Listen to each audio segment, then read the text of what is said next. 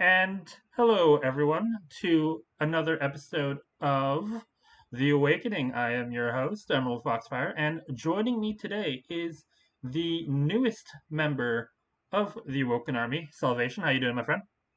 Doing good today, man. How are you? I'm doing great. Thanks for asking. So let's just jump right into it. Your name. How did you come up with your name, Salvation? What's the story behind that? It's kind of like an homage to my actual name, honestly.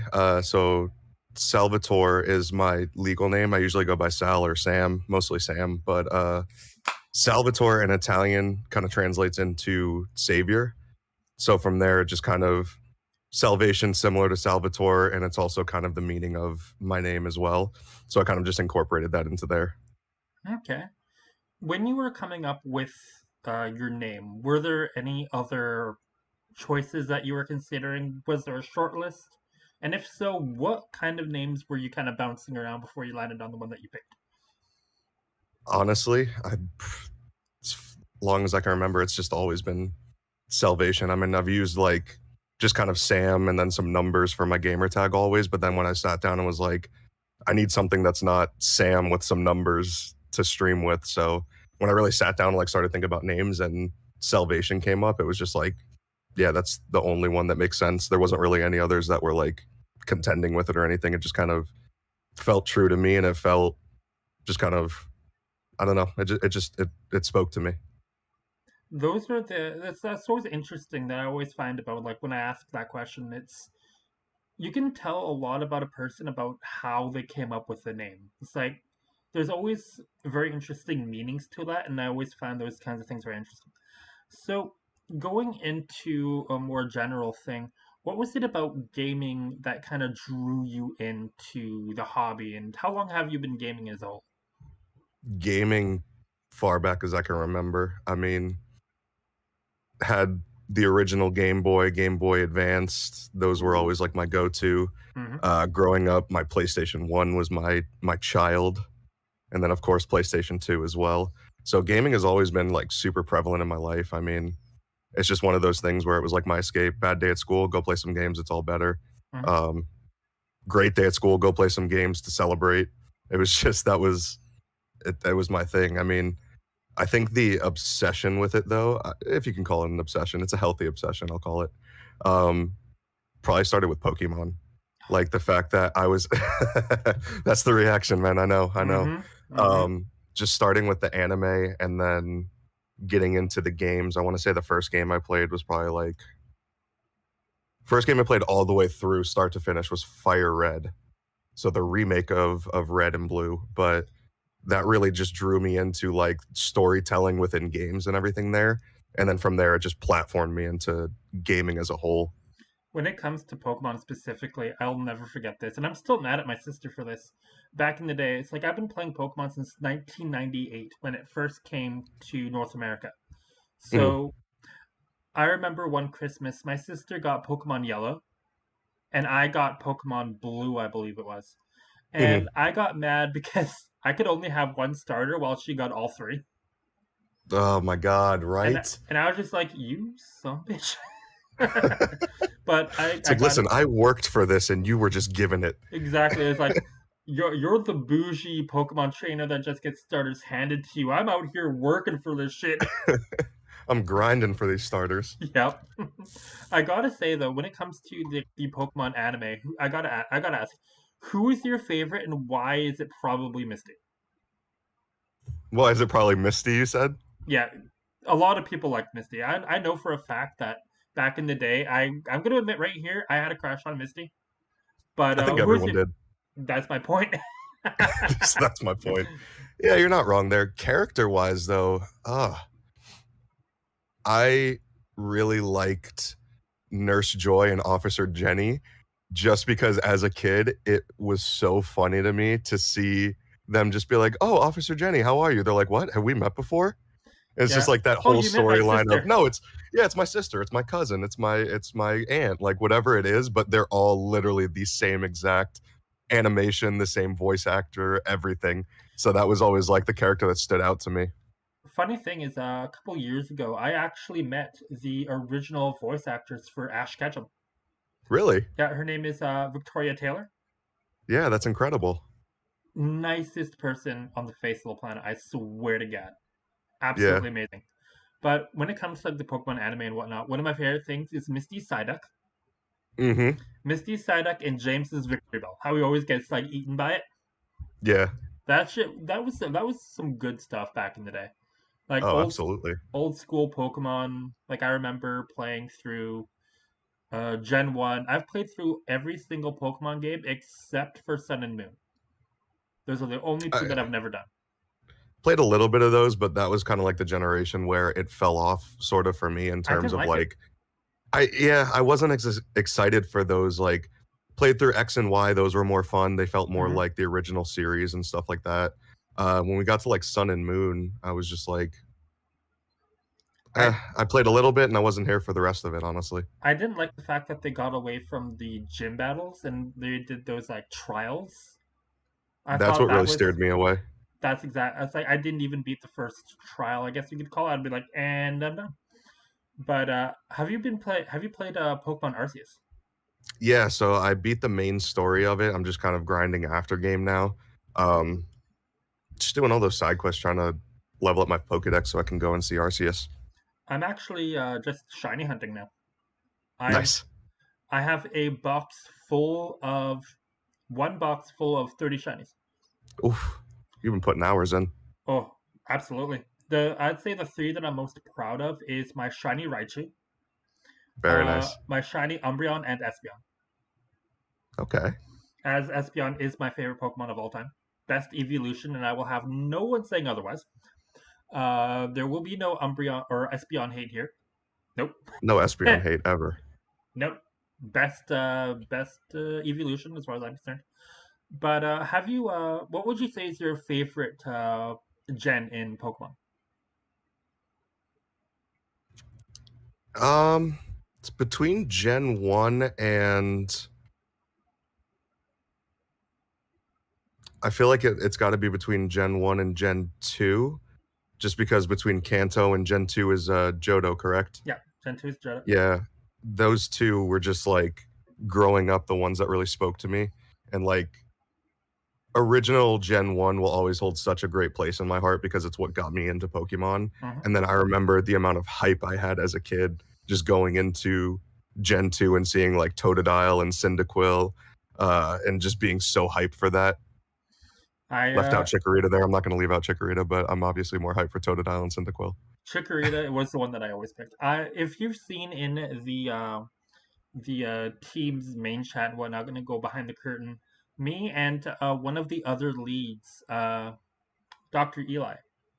Mhm. Him and I had a big argument on whether or not Chikorita is good or not. He doesn't like Chikorita. I love Chikorita, and I will fight to the death for the honor of Chikorita. Mainly because if you remember the anime that took place during Gen 2, Ash's Mhm. Chikorita was adorable. Absolutely. Yep, 100%. So, disregarding Pokemon for a second, what other game series would you say that you just find yourself going back to, and which ones would you say have had the biggest influence on you in general? Outside of Pokemon, I feel like big influence for me was a lot of like action sports video games.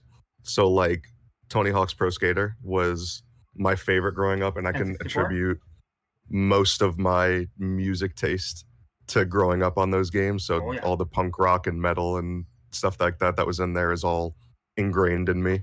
Tony Hawk Pro Um, Skater 3 with Ace of Spades? Yep. yeah, right, exactly. Um, yeah, Tony Hawk American Wasteland was probably the one game that like sent me into my love for the kind of music that I love. But as far as like games in general, I've mostly lately just been playing a lot of like first person shooters. I didn't play too many of them growing up. It wasn't something that my parents, being the Sicilian family that we are, liked seeing too much of. But by the time I was like 13, they were like, yeah, it's fine. You're old enough.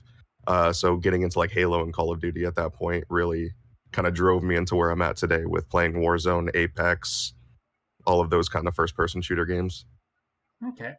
I gotta ask though, when it comes to specifically Call of Duty, which one would you say has like if you had to give like a top three Call of Duty, what would that be and why?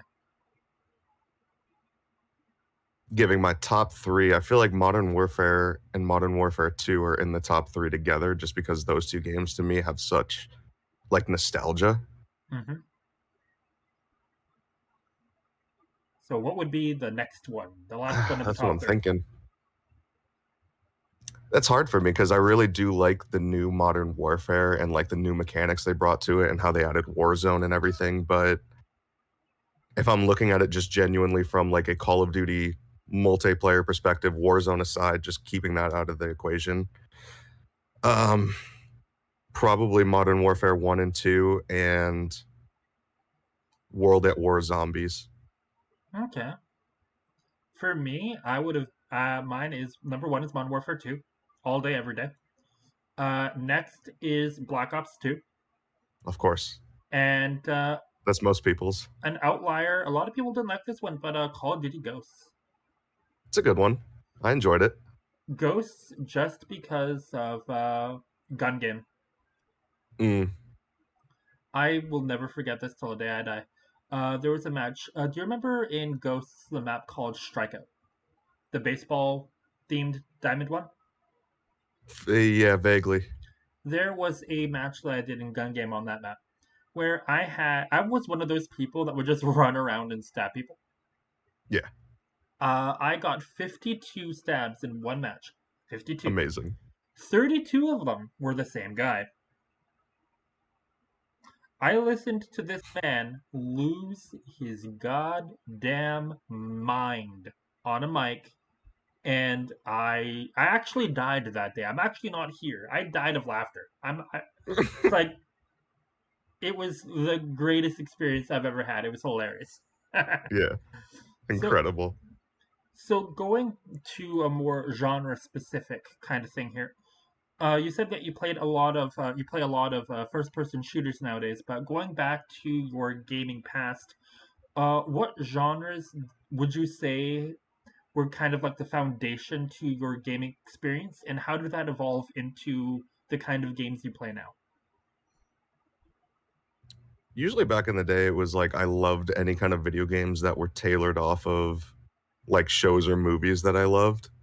Um, just because for me, I'm such a film geek. I have a bachelor's degree in multimedia studies and whatnot. Oh, But cool.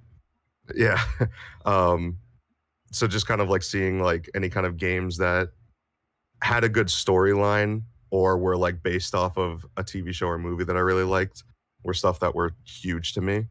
Um, Trying to think like game styles that were really big to me. Kind of like 3D adventure platformers were really integral, I feel, to like my gaming experience. So like a lot of Spyro, a lot of Crash Bandicoot, um, Sly Cooper, huge for me. Huge. That Sly Cooper series was big time for me. Okay. I gotta ask though, bringing up the big two there, Team Spyro, Team Crash, which you won? Spyro. Spyro? Good Yeah. man. Good choice. Good choice. So let's talk about streaming.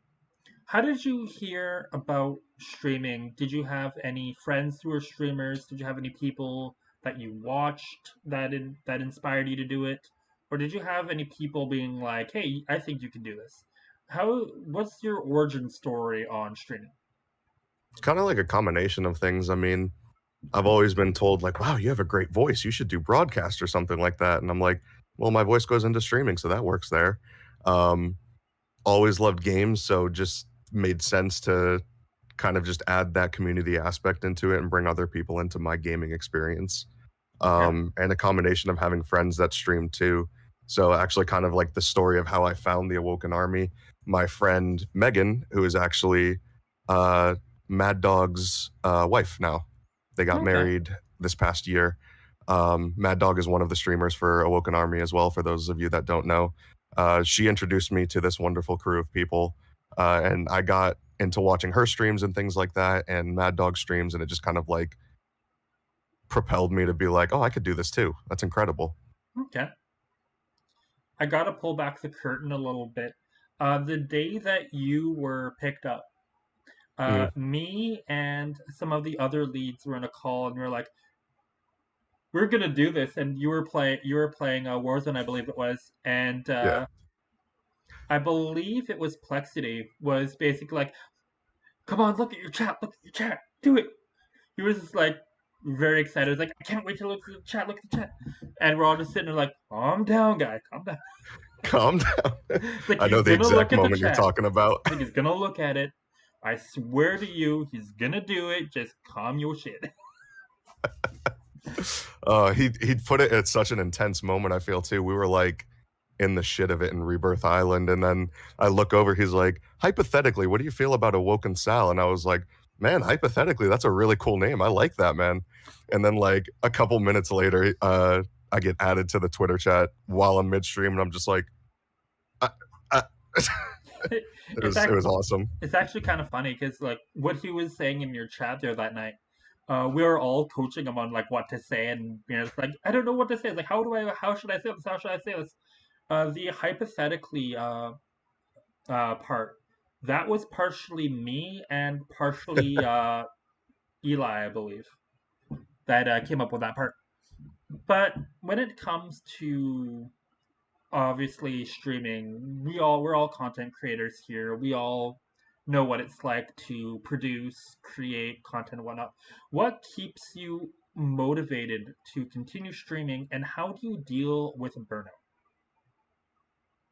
Honestly, what keeps me motivated is the days where I just can really feel the community coming in, whether it's just a simple raid, somebody coming in asking me how my day is going, even if it's just one person in my chat talking to me, that's the motivation that I need to keep going. As long as there's at least one person watching that is enjoying my content, I'm really motivated to keep doing what I'm doing. The burnout can sometimes come. It happens to all of us when Mm-hmm. we feel like we're streaming to an empty room. But thing is, we're usually not streaming to an empty room. It might feel like that because people aren't actively chatting at the moment, but there are people coming and going. So we just got to keep that mindset of speak as if there's people there. Eventually, somebody's going to come in.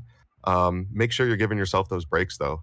When you can feel that burnout coming on, there's nothing wrong with reaching out to your community and saying, hey, listen, I need a little bit of a break. I'll be back when I can make this work.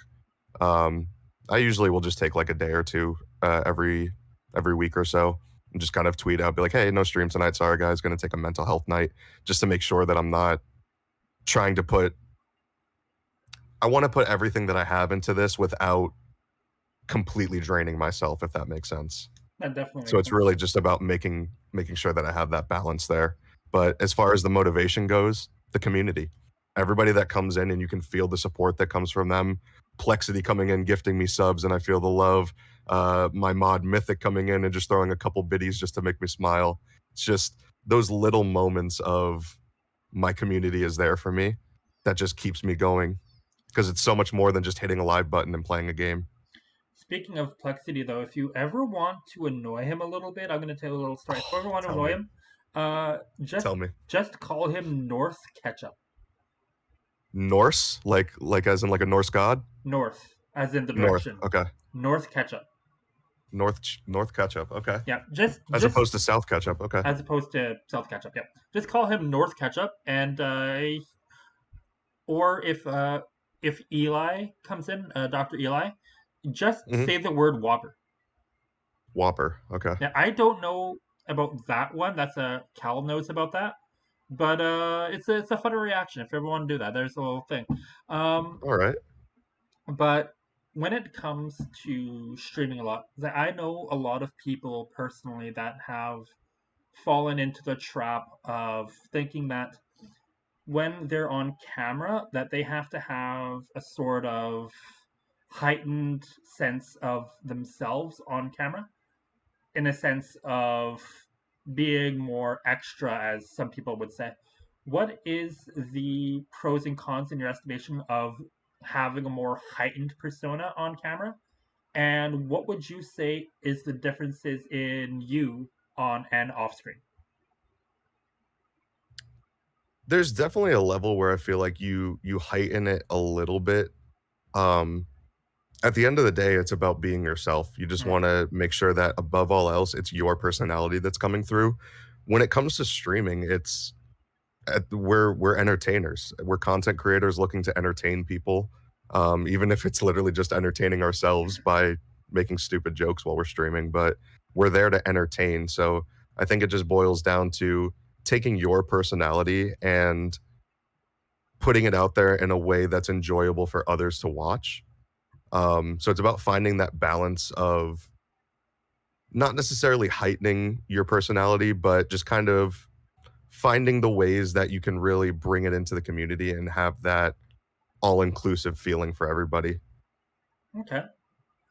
So, on a more personal level, what has streaming taught you about yourself in terms of confidence, in terms of self esteem, etc.? Definitely helps with it. I'll say that much for sure. No secret, I've always struggled with, like, anxiety and depression growing up and even now, but when it comes to my streaming, it helps me so much in my everyday life just because it's a lot easier at home talking to chat because it's not a person in front of you, so it's a lot easier to kind of practice conversations in that way. Hmm. So when it was coming to the point of COVID coming around, my anxiety was hitting all-time highs just as far as like social anxiety. Didn't want to be in public around people, Yeah. stuff like that. So by the time it was ready to go back to work and having to be around people again, I kind of froze up and locked up and was like kind of in a shell, unable to really communicate and do my job the way that I was doing it before. Excellent. So getting into streaming during COVID really helped with that too, because I was able to work on my conversational skills without having to be in that face to face kind of context where I was like kind of afraid at that moment.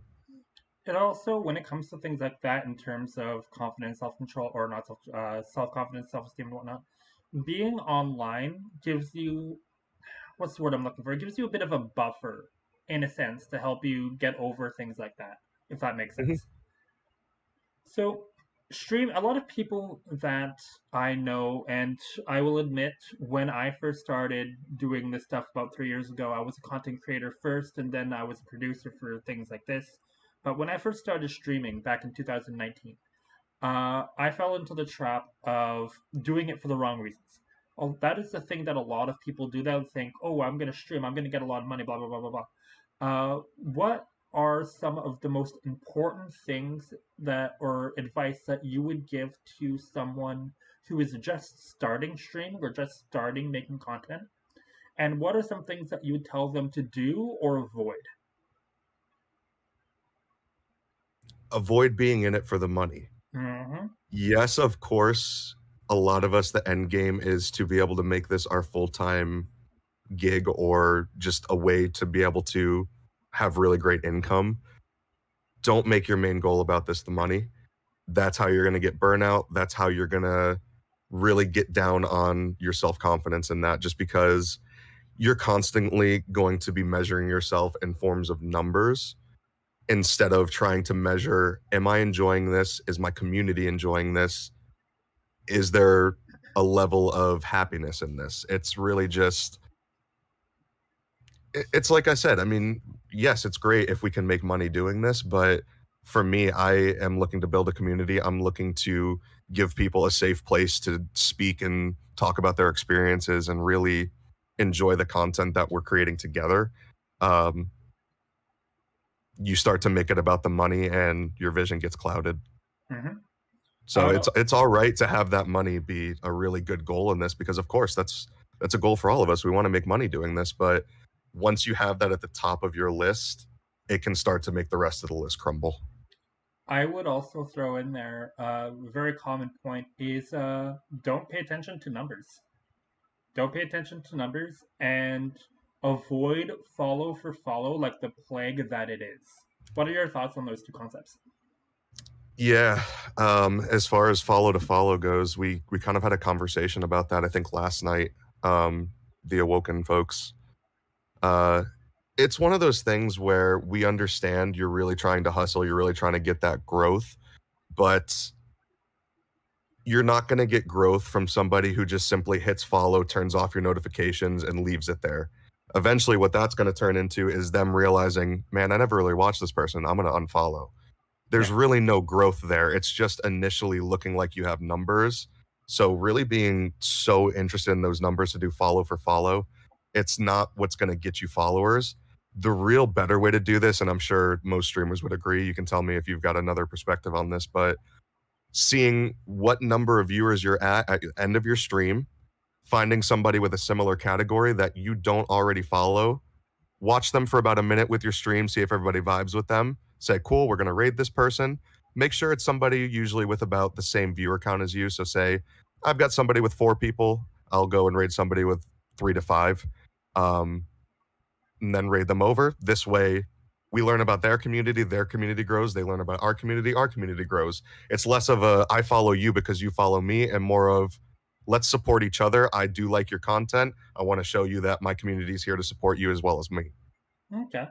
One thing that I think is very important, especially when you're first starting up, is a lot of people don't understand how very important networking is.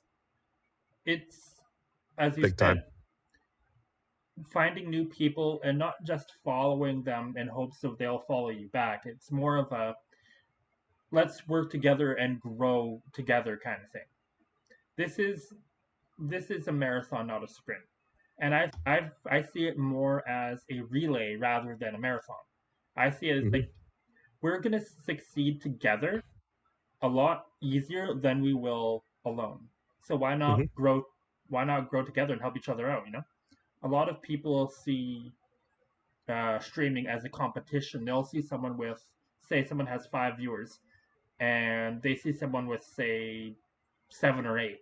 They'll be like, I need to beat that person. I need to be better than them, rather than, okay, let's see what they're doing. Let's see if there's something I can learn from them and Hmm. incorporate it in my own way to make me better. It's not a it's not a competition, and I feel like a lot of people consider it to be one, which is kind of unfortunate if I'd had to say. 100%. I mean, it's way more of a collaboration than it is a competition. Hmm. So, how long have you been streaming? Probably been streaming for like a year and a half. So it hasn't been too long, honestly. It really started up during the beginning of COVID. Okay. Um, is when I just kind of hit live on my PlayStation 4, just nothing but my microphone and my PlayStation, Okay. and then maybe did it a couple times here and there. And then as soon as we went on full lockdown, I was like, let's do it. Let's get into it. Yeah. Go full send, right? Yeah, oh yeah. So, in that year and a half, give or take, what would you say have been some of the highlights of your streaming journey so far? This is definitely one of them. Joining the Awoken Army. Like, it's probably one of the biggest ones that I've hit in this year and a half, just because it's really great to be recognized by a group of people that say, hey, we enjoy your content enough to really want to be able to bring you into our family and have you as part of one of us. And Okay. it's a really great feeling to know that not only do I have a great community of followers and subscribers that really enjoy my content, but there's also other content creators out there that can respect the work that I'm doing and really appreciate that. So that's one of the greatest feelings in the world, is being accepted into this team here. Okay. Um, outside of that, I will say some of the most fun things in the world are any kind of like birthday or celebration stream where you can just get your community in to celebrate with you for whatever the occasion is. It's always so much fun to be able to feel that love from your community. Okay. I'm gonna give you a little bit of insight. The owner slash founder, Awoken Khaleesi, I've known her for about 2 years now, a little over 2 years now. Her and I go very way back. We've worked on a lot of things together. And when the Awoken Army was being created in its inception, I asked her like what her idea of what a team looks like. and she said that the most important part of a team is they're not members, they're family.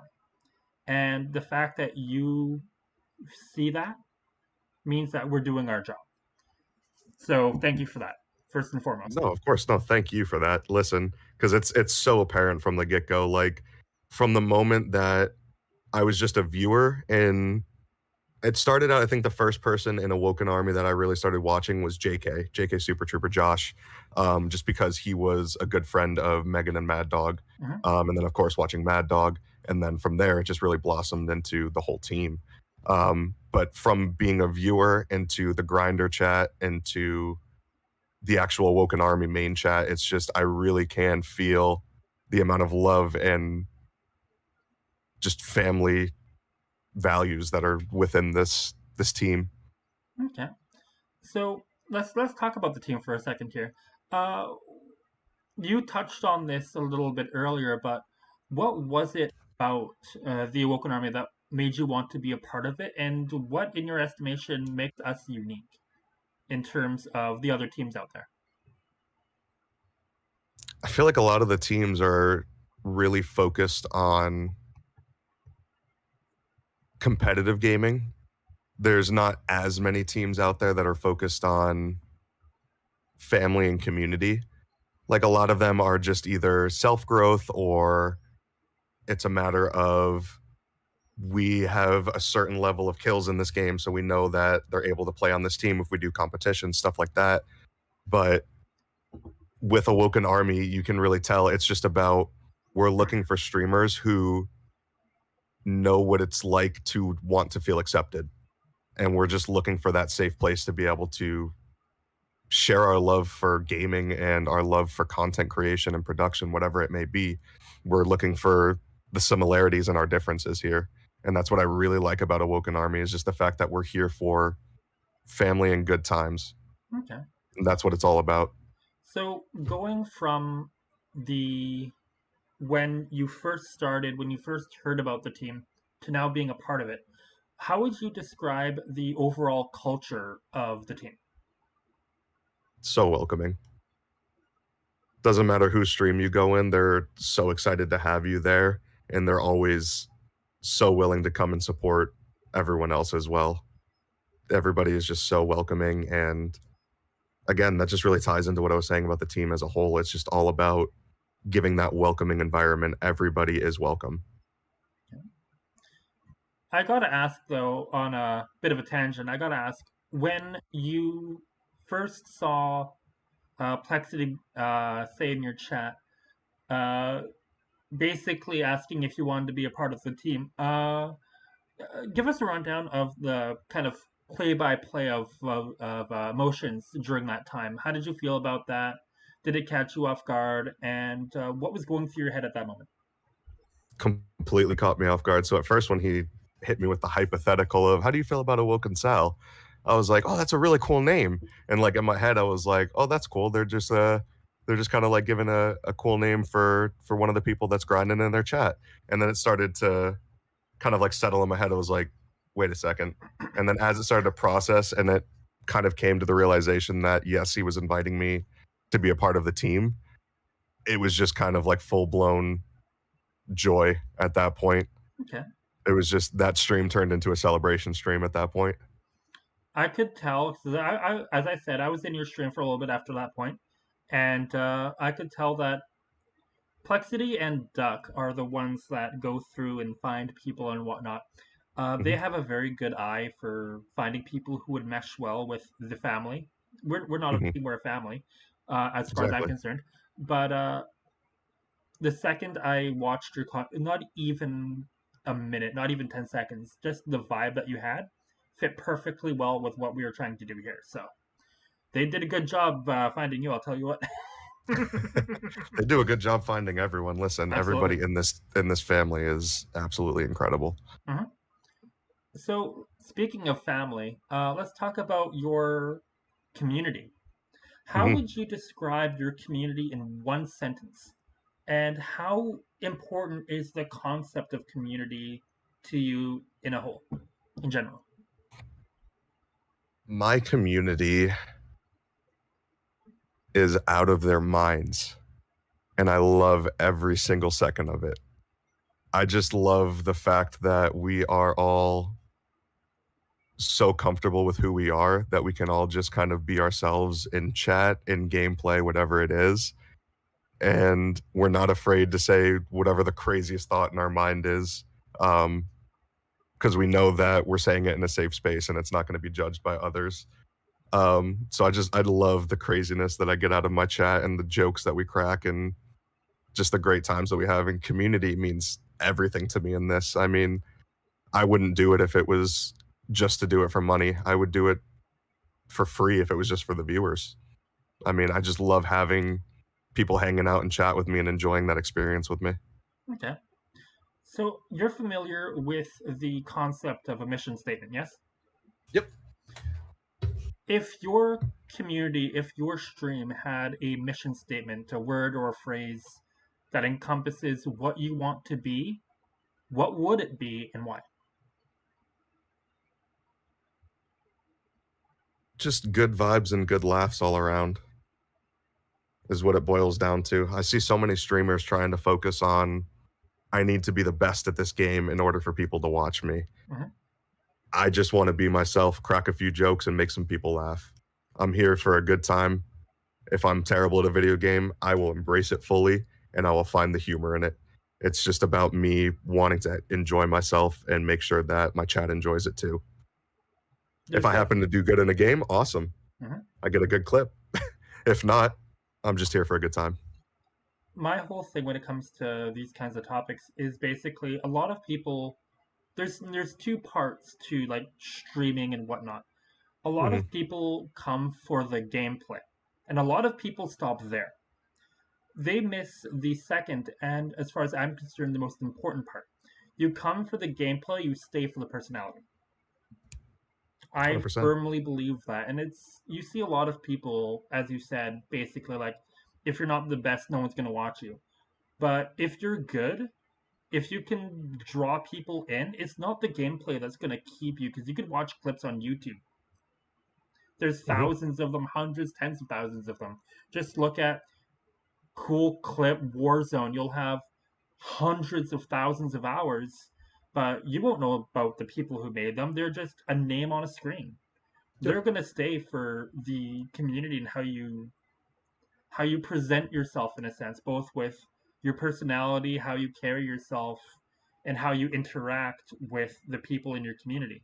That's the most important thing, and that's a lesson that I would give to a lot of people who just are one-sided in the sense that they just want to be good at a game, thinking that's going to carry them. Because hard truth is that's not going Mhm. to be the thing that gets you as far as you think it will. Exactly. I can agree with that 100%. I've actually got one of my viewers he's so consistent and he's such an incredible guy, Copper16. He it's just so funny that you talk about people stay for the personality because he hates Warzone with a passion. And it's the game that I stream the most often, and he is still there all of the time. Mhm. Because he's not there to watch the gameplay, he's there for the community and for the vibes that we bring for it. And that's what I love about him as a person. And he'll tell me and he'll get on me for it. And I love when he does because it's so funny. He's like, dude, we're playing Warzone again? Doo doo. And it's just like, it's so funny to me because he is such a nice guy and he will stick around for games that he doesn't even like because he just wants to support and be there for the good times. That's how you know you got a real one right there. Absolutely. He is absolutely one of the real ones. He would prefer I played Rocket League all day. That kind of reminds me of there's a person in the team named Sauce Fusion. Mhm. He doesn't like Destiny, and anytime Cal's playing Destiny, he's like, "You Destiny," but he's still there. It's like, Exactly. play. You need to play Paladins more, but he's a good guy. We get Yeah, it. it's not about the game, it's about the We streamer. yeah, nothing wrong with a little teasing every once in a while. I'll tell you that. Of course. Like for example, you'll know this soon enough. I threaten people with geese. It's just With geese. yep. I I've make seen it a few times. I make the joke that when a Canadian turns 18, the government gives him a flock of geese, and that's just the running thing now. Like if you were to get into Khaleesi's personal Discord, I have Mhm. a specific role in there called Lord of Geese. It's a running gag now. I just roll with it. Hold on. Am I checking? Yep, Lord of the Geese. The king of the geese. Yep, I am the king of geese. Yes. I was like, I need to do some research real quick. Hold Like, on. Yep, it's true. like I make the joke that my geese are military grade, can fly at 500 miles an hour, have stealth tech, uh, can fly for 30 days without rest, and can cover a distance of 5,000 miles in 0.5 seconds with You've got an Apache Blackhawk goose. uh, an Apache Goosehawk. It's There you go. yeah, I threaten them. I threaten Cal specifically with them. Anytime she does something like not take care of herself, not sleep, I'll be like, I'm send the geese. And she's like, no, not Some of the geese. geese. It's like they could already be there. They have stealth tech. You don't know this. They're watching you right now. They're always watching. Dude. And if you've never seen a geese or geese in general in person, Oh, I've been attacked by one. they can be horrifying. Here's a fun little goose fact from the resident Canadian on the team. I think I'm the only one actually, but It might be. they have serrated tongues. Yes, they do.